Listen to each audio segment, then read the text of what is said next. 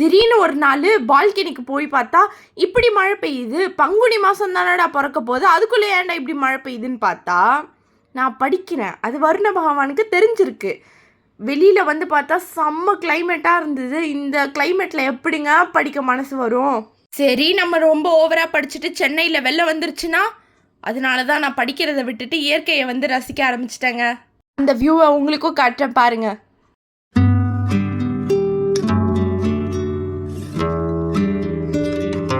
மழையும் நின்றுச்சு, அதனால நானும் படிக்க வந்துட்டேன்.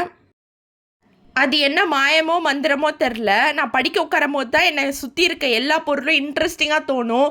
வீட்டில் இருக்க தூசியெல்லாம் தெரியும். அந்த தூசியை போய் க்ளீன் பண்ணுவேன், என் அம்மாவை போய் டார்ச்சர் பண்ணுவேன். இது மாதிரி நிறையா வேலைகள் நான் படிக்க உட்காரும் போது தான் எனக்கு ஞாபகம் வரும்.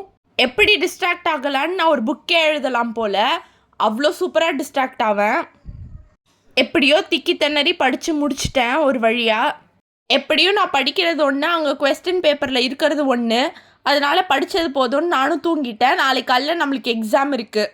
வழக்கம் போல் சொல்லவா வேணும், இன்றைக்கும் லேட் ஆகிடுச்சு. வர வழியில் எங்கள் அம்மா இளநீர் வாங்கி கொடுத்தாங்க, அதை குடிச்சிட்டே வந்தேன். அப்புறம் கேன்டீனில் சிப்பப் சாப்பிட்டோம்.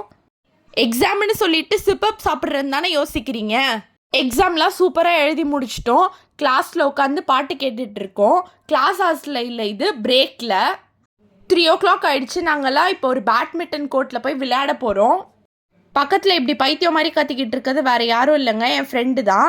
இன்னொரு ஃப்ரெண்டோட ஃபோனை தூக்கி போட்டுருவேன்னு மிரட்டிக்கிட்டு இருக்கா. இப்போ நாங்கள் பேட்மிண்டன் கோர்ட் போகிறோம்.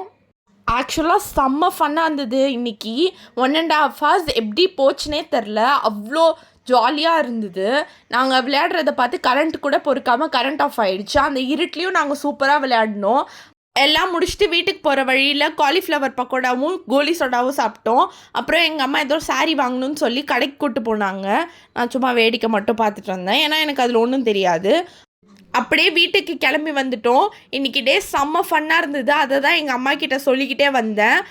அப்புறம் எங்கள் வீட்டுக்கிட்ட ஒரு அரட்டிக்கிட்ட பார்த்தேன். தோ இவன் தான். இவன் பண்ணுற சேட்டைக்கு ஒரு அளவே இல்லை. அவன்கிட்ட ஒரு 2 வார்த்தை பேச ஆரம்பிச்சிங்கன்னா போதும், சின்ராசை கையிலே பிடிக்க முடியாது. அதுக்குள்ளே எங்கள் வீட்டுக்கு வரலான்னு பிளான் பண்ணிட்டான். ஆனால் அப்பார்ட்மெண்ட்டில் அவனை அலோவ் பண்ண மாட்டாங்க, அதனால அவனுக்கு பாய் சொல்லிட்டேன். பாருங்கள், மதிக்காமல் போகிறான். அவன் மதிக்கலன்னா என்ன, நீங்களாவது மதித்து கொஞ்சம் சப்ஸ்கிரைப் பண்ணிட்டு போங்க ப்ளீஸ்.